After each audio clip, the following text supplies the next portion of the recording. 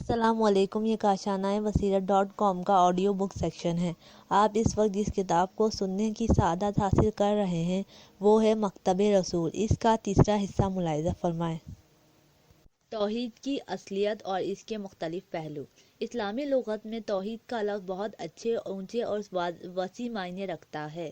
بعض جماعتوں نے اس پاک لفظ کو سب سے آگے رہنے والی دوسری پاک چیزوں کی طرح توحیدی قوم اور توحیدی فوج کا نام دے کر چاہا کہ اسے اشتراکی اور غیر طبقاتی نظام کی علامت قرار دے، لیکن آیت اللہ خامنائی اور دیگر علماء کے علمی مباحثوں اور خود ان گروہوں کی اصلیت کھل جانے سے اس پاک لفظ نے ان کے چنگل سے رہائی پائی۔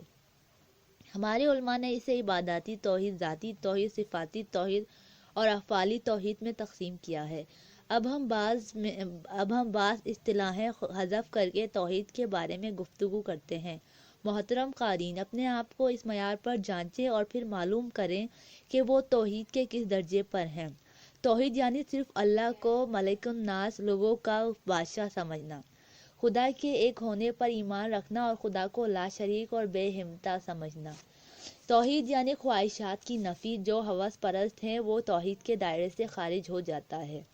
تم نے اس شخص کو بھی دیکھا جس نے اپنی نفسانی خواہش کو اپنا معبود بنا رکھا ہے۔ سورہ جاثیہ آیت 23۔ توحید یعنی طاغوتوں کی نفی۔ امام علی رضا علیہ السلام نے مامون کی ولی عہدی کو مجبوراً قبول کرنے کے بعد ایک مجمع عام میں سب لوگوں کے سامنے یہ شرط لگائی کہ آپ مامون کے اس نظام میں موقفی اور تقرری کے امور میں دخل اندازی نہیں کریں گے۔ توحید یعنی تمام مشرقی اور مغربی ادیان کو ملانے والے خطوط کو کاٹ دینا اور تمام نظریوں اور نظاموں کو رد کر دینا جو عام طور پر خود غرض لوگوں کے ذہنوں کی ایج پر ہے۔ توحید یعنی ان تمام سلسلوں اور رشتوں کو توڑ دینا جو مسلمانوں پر دوسروں کی بالادستی اور تسلط کا سبب ہے۔ توحید یعنی کسی ایسے شخص کی اطاعت نہ کرنا جس کا حکم خدا کی حدود کے مطابق نہ ہو۔ توحید یعنی ایسے لوگوں کی رہبری قبول کرنا جس کی رہبری کو خدا نے پسند فرمایا ہے۔ توحید یعنی خدا کی بندگی کرنا اور اس کے احکام بجا لانا۔ توحید کا خلاصہ یہ ہے کہ سب اندرونی اور بیرونی بت یعنی نام کا بت، سمجھ کا بت، منصب کا بت، مزاج کا بت اور مال کا بت توڑنا، ان معنوں میں کہ ان میں کوئی بھی مجھے حق کے دائرے سے، حق کے ماننے سے اور حق کے راستے سے نہیں روک سکتا۔ توحید یہ ہے کہ حق سے تعلق کے سوا کوئی دوسرا تعارف میرے لیے راہ عمل معین نہیں کر سکتا، بلکہ میرا اٹھنا بیٹھنا خدا کے لیے ہوگا۔ توحیدی اقتصادیات یعنی ذرائع پیداوار، طریقہ تقسیم اور حق استعمال کے لاہ عمل میں خدا کا حکم ہی کار فرما ہو۔ توحیدی سپہ یعنی علمی مرتبہ، سابقیت اور مہارت کے لحاظ سے روانگی، حملہ، جنگ، حکمت عملی اور قہر و غضب، ہر حال میں خدائی فریضے کا خیال رہے اور دل کے کسی گوشے میں رغبت، خود غرضی، انتقام، ملک گیری اور استحصال کا قصد شامل نہ ہو، بلکہ حق کی بات کی اشاعت اور خدائی قانون کا نفاذ مد نظر ہو۔ خدا کے حکم سے ظالم کی بنچ گنی، کمزوروں کی نجات اور ان کے مال، جان اور عزت کا بچاؤ اور سرحدوں کی حفاظت کی کوشش ملحوظ ہو۔ بلا شبہ توحیدی فوج کا سپہ سالار امام معصوم کا نائب و پیروکار ہوتا ہے۔ اس کا مقصد حق ہوتا ہے۔ اس کا سپاہی اپنی مرضی سے شہادت قبول کرتا ہے اور اس کا سپاہی ہونا بھی عبادت ہے۔ توحیدی فوج کے صحیح معنی یہی ہیں۔ سابقہ خدمات اور مہارات وغیرہ کا حوالہ دے کر غلط رعایتیں حاصل کرنا اور کمان کے منصبی احکامات کی خلاف ورزی کرنا نہیں ہے۔ توحیدی معاشرہ یعنی ایسا معاشرہ جس کا رہبر زور زبردستی، قبیلے یا پارٹی وغیرہ کی بنیاد پر نہیں، بلکہ خدائی اصولوں، علم، تقویٰ، جہاد، کارکردگی، امانت، قدرت اور انتظامی قابلیت وغیرہ کے مطابق منتخب ہو۔ توحیدی معاشرہ یعنی جس معاشرے میں صرف ایک ہی مکتب اور وہ بھی خدائی مکتب حکمران ہو اور سب لوگوں پر اس کا حکم یکساں طور پر نافذ ہو۔ قانون کی نظر میں سب برابر ہوں، جس میں ذاتی فائدے کی کوششیں باطل ہوں اور باہمی تفریقے مٹ جائیں۔ شاید توحید کے یہ معنی جو بیان ہوئے مکمل، وسیع اور درست ہیں۔ اب اس معیار کو پیش نظر رکھ کر دیکھیں کہ ہم میں سے کون سا شخص اور کون سا معاشرہ توحید کے اس مقام تک پہنچا ہے، یا ہم کس طرح اس تک پہنچ سکتے ہیں۔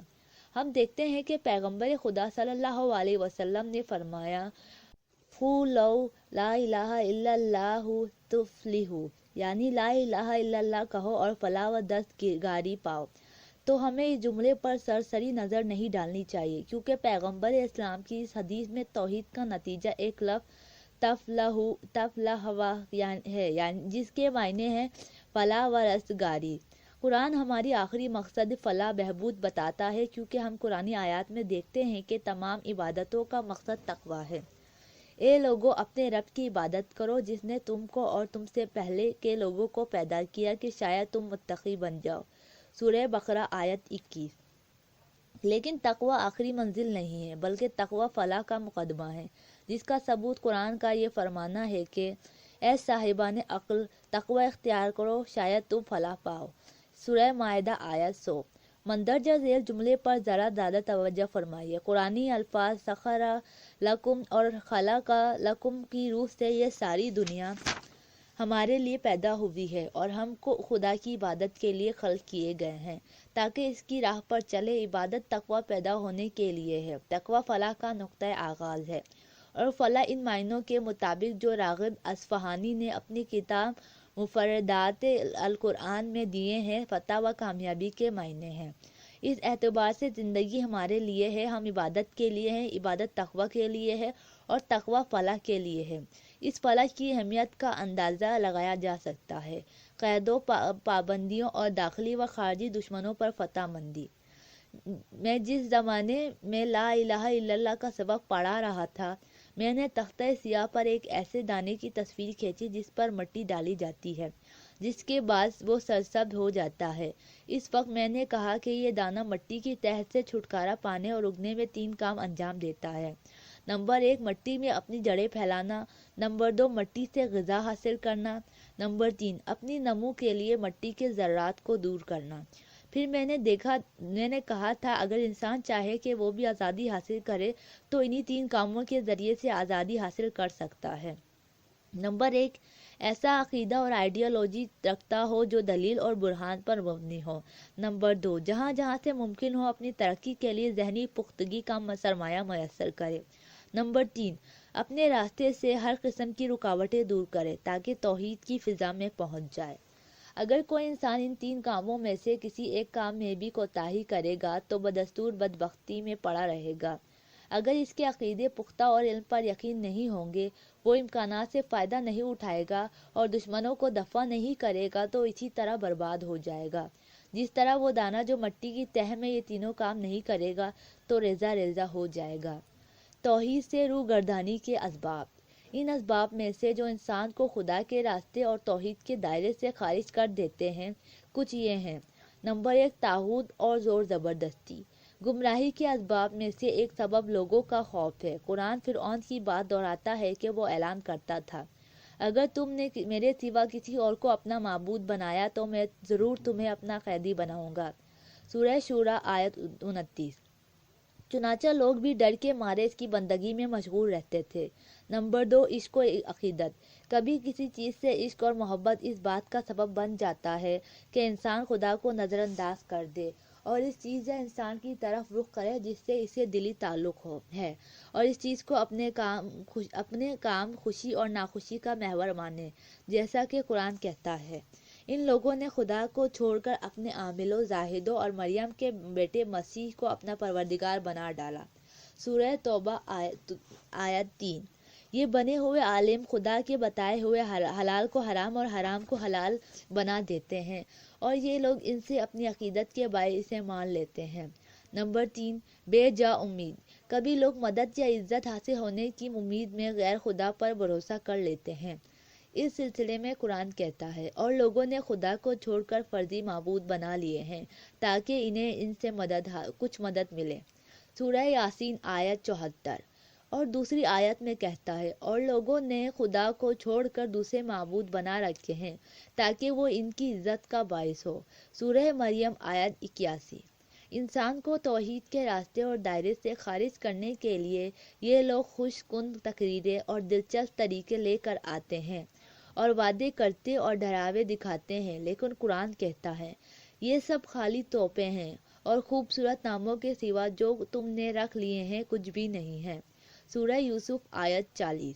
آج بھی اسلام کے راستے سے انحراف کے سلسلے میں بہت سے خوبصورت نام پھیلے ہوئے ہیں، جیسے آزادی، جمہوریت، کسان، مزدور، وکیل، بین الاقوامی قوانین، کونسل وغیرہ، کیونکہ وقت گزاری کے لیے فی الحال ناموں کے سوا اور کسی چیز کی ضرورت نہیں ہے۔ توحید کی دلیلیں۔ نمبر 1، موجودات کی ہم آہنگی۔ توحید کی سب سے اچھی اور سب سے سادہ دلیل وہ تنظیم اور ہم آہنگی ہے جو موجودات کے درمیان پائی جاتی ہے۔ ایک عمارت کے مختلف حصوں، ایک کتاب کے مقالوں اور ایک خط کی سطروں میں ہم آہنگی اس بات کی بہترین دلیل ہے کہ انہیں بنانے والا اور لکھنے والا ایک ہی ہے۔ اگر 3 مصور ایک گوشے میں ایک مرغے کی تصویر بنانے میں مشغول ہوں اور ان میں سے ایک مرغے کے سر کی، دوسرا پیٹ کی اور تیسرا اس کے پاؤں کی تصویر کھینچیں، اور اس کے بعد ہم ان تینوں اوراق کو تینوں مصوروں سے لیں اور آپس میں جوڑ دیں، تو تینوں مصوروں کی بنائی ہوئی مرغے کے سر، پیٹ اور پاؤں کی تصویریں ایک دوسرے سے ہم آہنگ نہیں ہوں گی۔ بے شک خلقت میں ہم آہنگی، توازن اور تناسب خدا کی وحدانیت کی سب سے اچھی اور سب سے سادہ دلیل ہے۔ کمزوریاں قوتوں سے، حملے مدافتوں سے اور رکھائیاں ہمدردیوں سے ایسے ملی ہوئی ہیں کہ انسان کو محبود کر دیتی ہے، اور سب نے مجموعی طور پر ایک ہم آہنگن نظام قائم کر رکھا ہے۔ والدین کی قوت اور مدد سے نومولود بچے کی کمزوری کی کس طرح تلافی ہو جاتی ہے، بڑے بڑے آسمانی پتھروں کا بکھراؤ تیر دار فضا کی مضبوطی کا جو زمین کو گھیرے ہوئے کس طرح عوض ہو جاتا ہے، انسان تنفس کے دوران جو کاربن گیس نکالتا ہے، نباتات کے رد عمل سے جو کاربن گیس لیتی ہے اور آکسیجن نکالتی ہے، کس طرح ہم آہنگن اور متناسب کام کرتا ہے۔ کیمرے کی بناوٹ روشن آنکھ سے کس طرح ہم آہنگن ہے، اور آنکھ کا تارا روشنی میں کس طرح خود بخود سکڑتا اور کم روشنی میں کس طرح پھیلتا ہے، اور اگر زیادہ ضرورت ہوتی ہے تو پلکیں اور کالی کالی خوشنما بھویں روشنی کو متناسب کر کے کس طرح اس آلے تک پہنچا دیتی ہے۔ آنکھ نمکین پانی سے اور منہ میٹھے پانی سے کس طرح تعلق رکھتا ہے، اور ان پانیوں کا مزہ منہ اور آنکھ کی بناوٹ سے کس طرح میل کھاتا ہے۔ مرد کی سختی و تندی، عورت کی نرمی اور محبت سے کس طرح ہم آہنگن ہے، جو ساتھ مل کر زندگی گزارتے ہیں اور ایک دوسرے کو متوازن بناتے ہیں۔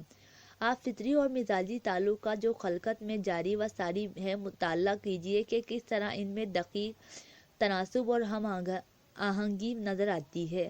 بچے کا خالق اور چھاتی کے دودھ کا خالق ایک ہی ہے، اس لیے کہ نومولود کے پیدا ہونے کی مناسبت سے ماں کی چھاتی میں بھی دودھ پیدا ہو جاتا ہے۔ سورج روشنی نیچے پھینکتا ہے، بحر دقیانوس بھاپ اوپر بھیجتا ہے، زمین کی کشش اسے پھر نیچے لے آتی ہے، اور درختوں کی جڑیں غذائی مواد زمین سے اوپر دھکیلتی ہے۔ کیا ہم آہنگیاں ایک لامحدود اور مدبر قوت کی کارفرمائی کا پتہ نہیں دیتی؟ ہر حیوان کے اعضاء اور آلات شناخت اس کی ضرورت کے مطابق ہے۔ تمام حیوانوں میں ماں اور بچوں کے تعلق کا ختم ہونا بچے کی ضرورت سے وابستہ اور اس کے مطابق ہے۔ البتہ ہمارے علم اور جہل میں وہی نسبت ہے جو ایک قطرے اور سمندر میں ہے، کیونکہ دنیا میں لاکھوں بھید، باریکیاں اور مناسبتیں ایسی ہیں جن کا انسان ابھی تک نہیں پہنچ پایا، اور ہم ان کے باہمی تعلقات کا سراغ نہیں لگا پائے۔ ایک واقعہ۔ ایک دن ایک نوجوان نے جو سبق کے چند الفاظ پڑھ کر مغرور ہو گیا تھا، مجھ سے کہا، صبح کی نماز 2 رکعت کیوں ہے؟ میں نے کہا، میں نہیں جانتا، لیکن یہ بات یقینی ہے کہ اس کی کوئی نہ کوئی وجہ ضرور ہوگی۔ البتہ یہ ضروری نہیں کہ ہم پر یہ تمام احکام خداوندی کی دلیلیں واضح ہو جائیں، اور وہ بھی آج ہی کے دن، اور پھر کبھی کبھی بنیادی طور پر حکم محض عبادات اور اطاعت کا پہلو بھی رکھتا ہے۔ اس لیے یہ ضروری ہے کہ ہم خدا کی فرما برداری کریں۔ مثلاً قرآن کہتا ہے، اس جہنم پر 19 فرشتے متعین ہیں۔ ہم نے جہنم کا نگہبان تو بس فرشتوں کو بنایا ہے، اور ان کی یہ گنتی بھی کافروں کی آزمائش کے لیے مقرر کی ہے۔ سورہ مدثر آیت 30۔ یعنی یہ دیکھیں کہ کوئی اعتراض کرتا ہے یا نہیں کہ 19 کی جگہ 20 فرشتے کیوں نہیں ہوتے۔ ہم قرآن میں دوسری جگہ پڑھتے ہیں، اے رسول، جس قبلے کی طرف تم پہلے سجدہ کرتے تھے، ہم نے اس کو صرف اس وجہ سے قبلہ قرار دیا تھا کہ جب قبلہ بدلا جائے تو ہم ان لوگوں کو جو رسول کی پیروی کرتے ہیں ان لوگوں سے الگ دیکھ لیں جو الٹے پاؤں پھرتے ہیں۔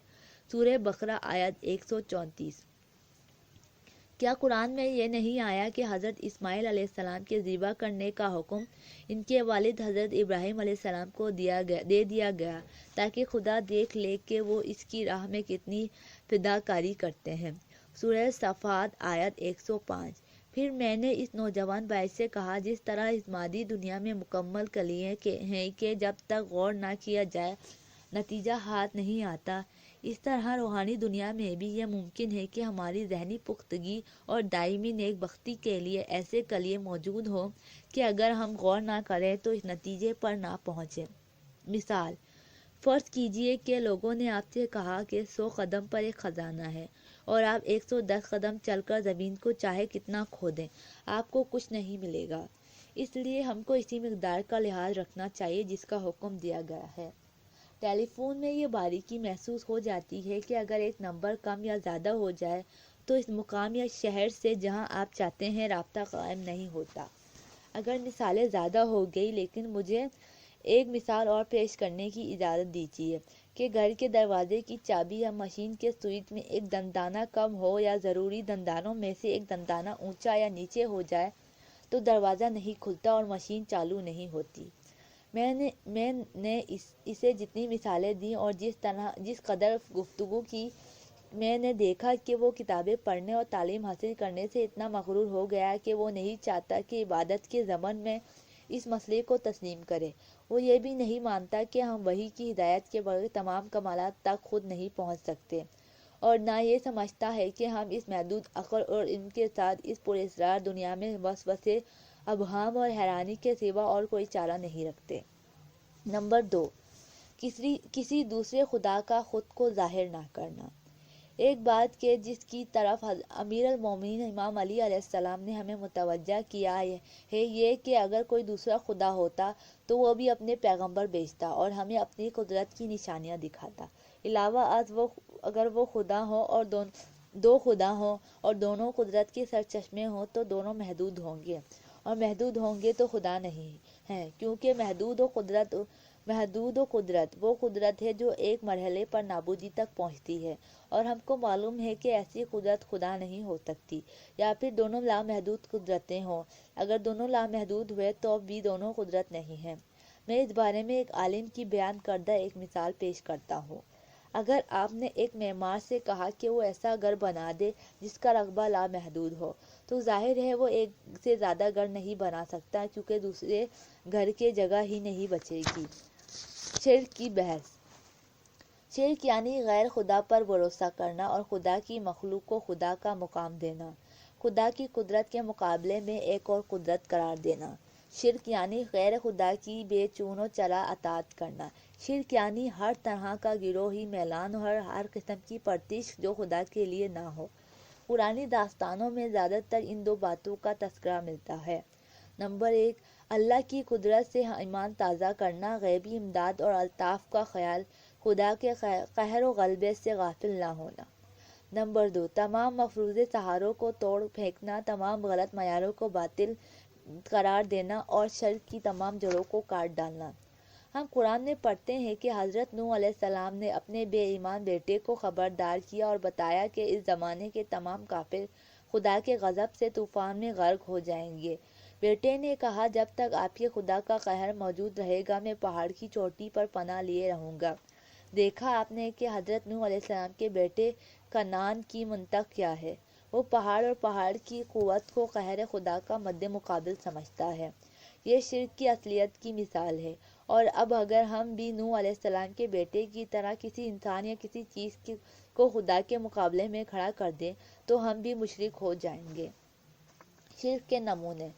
ایک شخص کہتا ہے کہ اب ہمیں نماز استسقاء کی ضرورت نہیں رہی، ہم جھیل یا ڈیم میں اپنی ضرورت کا پانی محسوس کر لیں گے۔ دوسرا شخص کہتا ہے کہ اب وہ زمانہ نہیں رہا کہ خدا قہر نازل کرے اور لوگوں میں قحط پڑ جائے، کیونکہ باہر سے گیہوں کے جہاز فوراً آ جاتے ہیں۔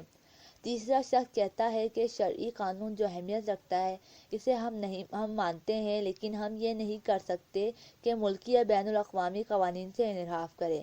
یا یہ کہتا ہے کہ خدا کا حکم تو ایسا ہے، لیکن مردوں یا عورتوں کی رضامندی کا بھی خیال کرنا چاہیے۔ اس لیے ہم کبھی خدا کے حکم کی اور کبھی دوسروں کے حکم کی بھی پیروی کرتے ہیں۔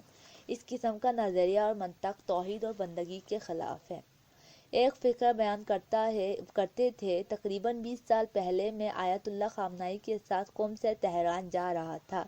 اثنائے راہ میں نے ان سے کہا، یہ بہت اچھا ہے کہ عراقی حکومت ایرانیوں کو عراق میں داخلے کی اجازت نہیں دیتی، ورنہ قم کے علماء اور طلبہ نجف چلے جاتے اور قم کا حوزہ علمیہ ویران ہو جاتا۔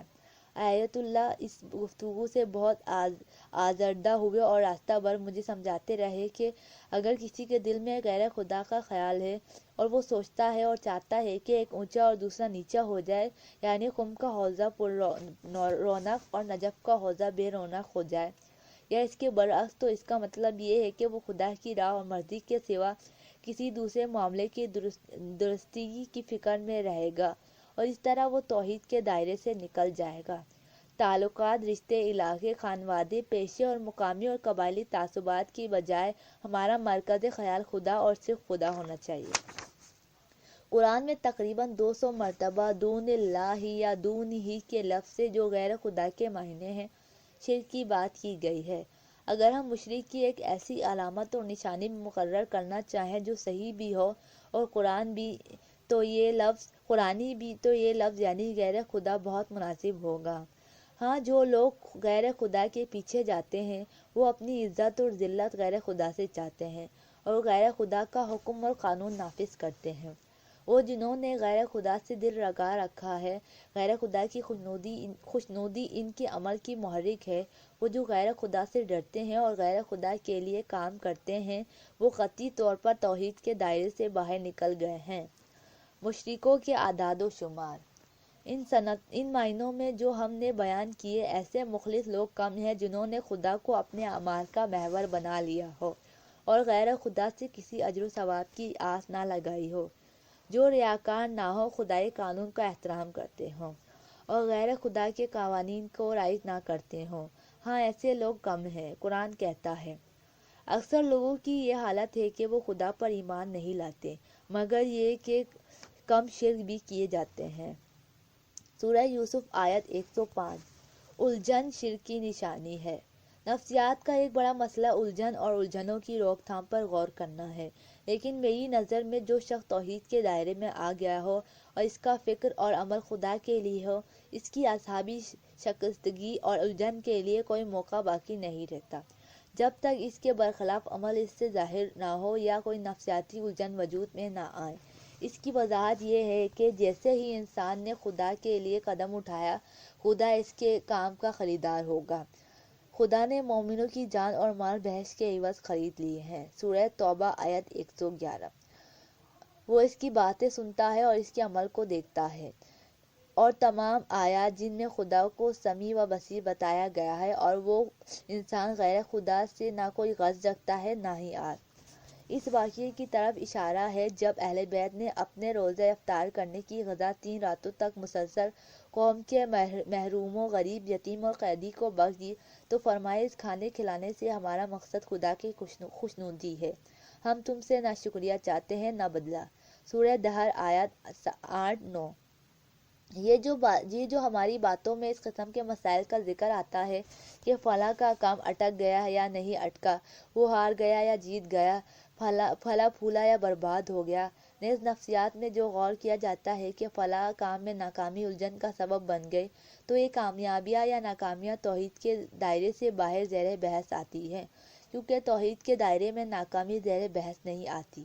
پیغمبر خدا صلی اللہ علیہ وسلم کے لیے اس زمانے میں جبکہ وہ بھیڑیں چراتے تھے یا مکے سے ہجرت کر کے مدینے چلے گئے یا غار سور میں پناہ گزین ہوئے یا میدان جنگ میں تھے یا منبر پر خطبہ دیتے ہوئے یا اعمال حج میں طواف کی حالت میں تھے یا مسجد نبوی کی تعمیر کے لیے پتھر ڈھونڈنے میں مشغول تھے، کبھی جنگی لباس یا روزمرہ کے لباس میں ہوں، اکیلے ہوں یا لوگوں کے ہجوم میں، پیغمبر خدا صلی اللہ علیہ وسلم کی روح کے لیے کوئی فرق نہیں پڑتا تھا۔ ہاں، ذمہ داریاں فرق پیدا کرتی تھی، دل کی چاہتیں کوئی فرق نہیں ڈالتی۔ یہ ہم ہیں کہ اگر با اختیار لوگ ہمارا عہدہ یا ہمارا لباس، ہمارا ممبر، ہمارا دفتر یا ہماری جائے رہائش کو ہم سے چھین لینا چاہے تو ہم اس سلسلے میں دلی رنجش سے لے کر خودکشی کی حد تک سب سے آگے ہوں گے، اس لیے کہ یہ سب چیزیں ایک طرح سے ہمیں مرغوب ہیں، یا بہتر طور پر کہیں کہ یہ چیزیں ہمارے لیے بت بن گئی ہیں۔ بعض ممالک کی حکومتیں مذہبی علماء پر دباؤ ڈالتی ہیں کہ وہ مسجدوں میں حاکم کے لیے ضرور دعا کریں، اور انہیں دھمکا کر یا لالچ دے کر اس کام کے لیے مجبور کرتی ہیں، جس کے لیے ہم حدیث میں پڑھتے ہیں کہ جب جرائم قابل تعریف بن جائے تو طاغوت کی قوت بڑھ جاتی ہے اور قدرتی طور پر عرش اعظم، جس سے حکومت الہی مراد ہے، کانپ اٹھتا ہے۔ ہاں، طاغوت کا حکم جتنا زیادہ مضبوط ہوتا جائے گا، خدا کا حکم اتنا ہی کمزور پڑتا جائے گا۔ بالآخر ایسی صورت میں اگر وہ مذہبی عالم جو طاغوت کے دباؤ میں آنے کے بجائے اپنی جگہ چھوڑ کے چلا جائے یا خطابت و امامت چھوڑ دے، طاغوت کا دباؤ اپنے سر سے کم کر سکتا ہے اور اس جرم میں شرکت سے بچ سکتا ہے، لیکن جب رہنے کی جگہ، پیشہ، لباس اور منصب کسی شخص کی اصلیت، بنیادی حقیقت اور اس کے لیے بت بن جاتے ہیں تو وہ اسے اپنا اسیر بنا لیتے ہیں۔ خدا اپنے با اخلاص بندوں کے مرتبے کے طفیل میں ہم کو اس قید و بند اور غیر خداؤں سے جو ہماری رگ و پے میں سرایت کر گئی ہیں نجات دے، آمین۔ شرک کے آثار۔ کسی کو خدا کا شریک بنانا برائی کی نشانی ہے، جس کا ایک گوشہ ہم یہاں دکھاتے ہیں۔ نمبر 1، عملی اثر۔ شرک اعمال کے مٹنے اور فنا ہونے کا سبب ہوتا ہے، اور قرآن کے کہنے کے مطابق انسان کے تمام نیک اعمال بھی شرک کی بدولت حبط ہو جاتے ہیں۔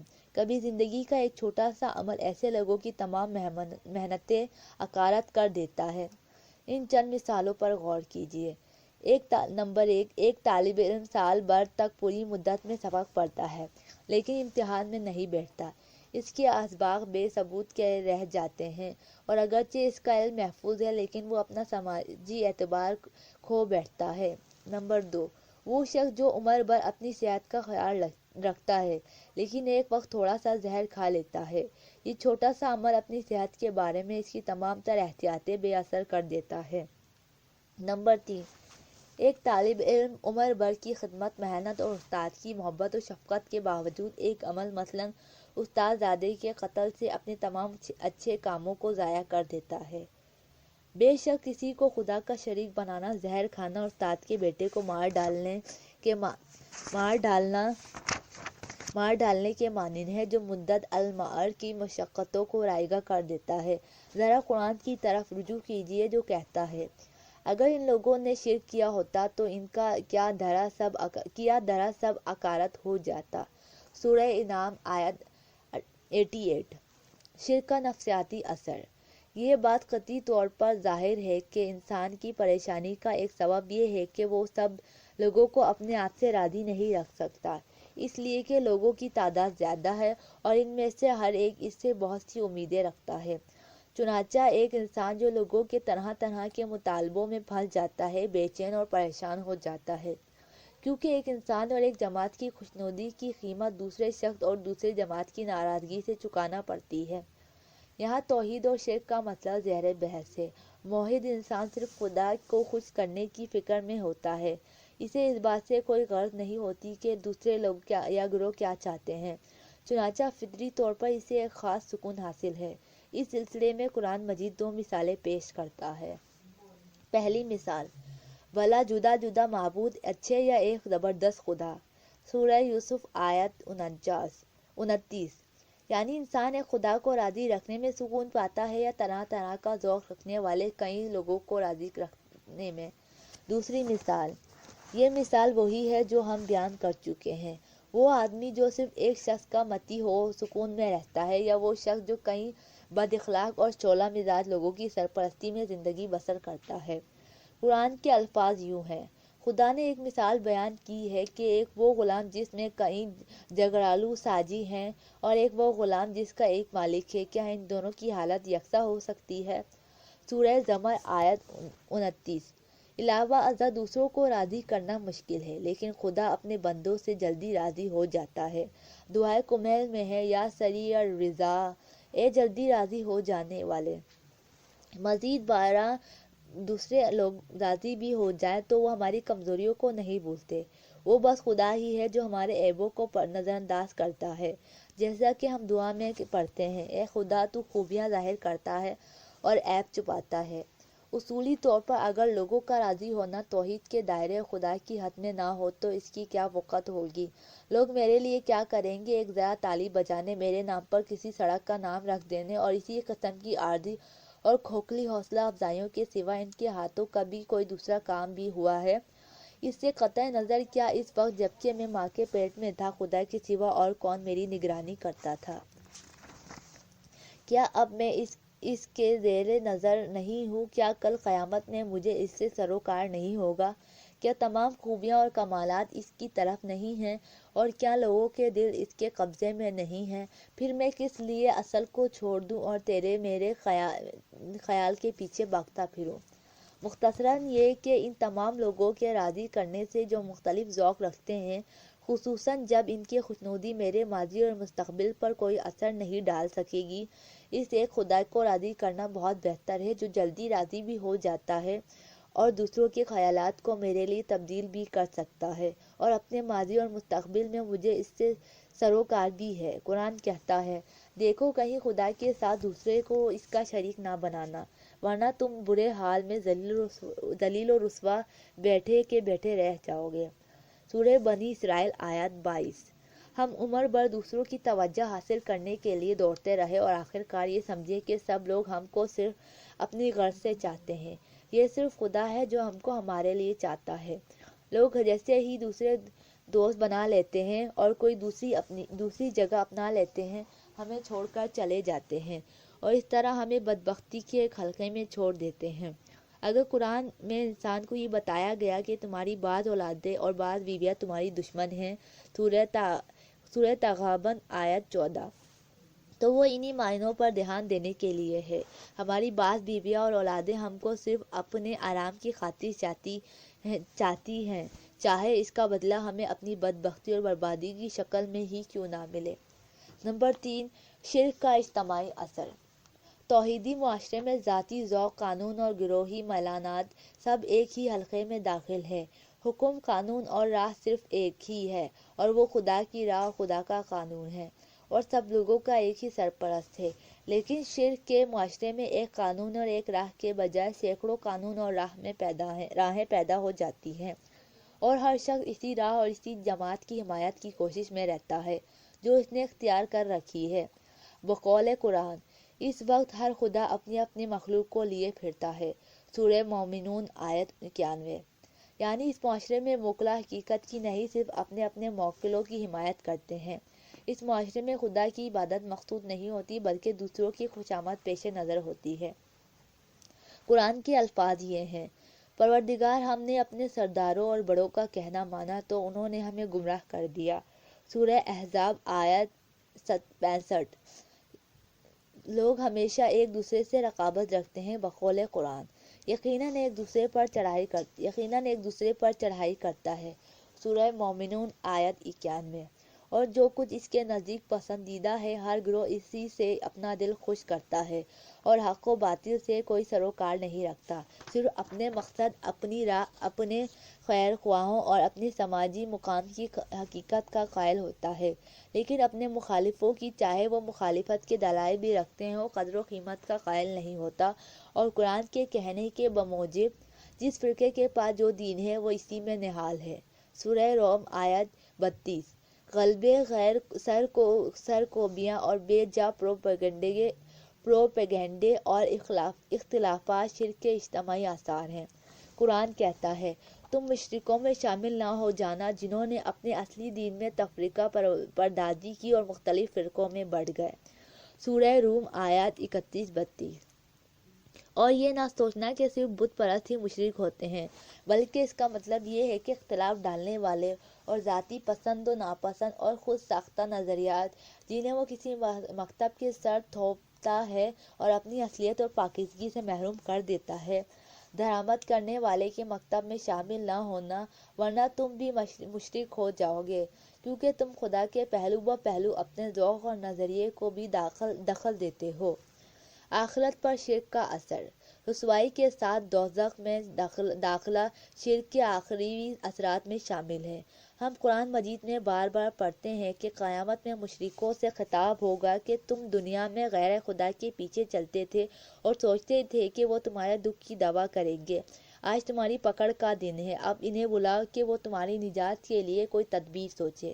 قرآن مزید کہتا ہے، خدا کے ساتھ کوئی دوسرا معبود نہ بنانا ورنہ تمہیں نہایت رسوائی کے ساتھ جہنم کے بھڑکتے شعلوں میں جھونک دیا جائے گا۔ سورہ بنی اسرائیل آیت 38۔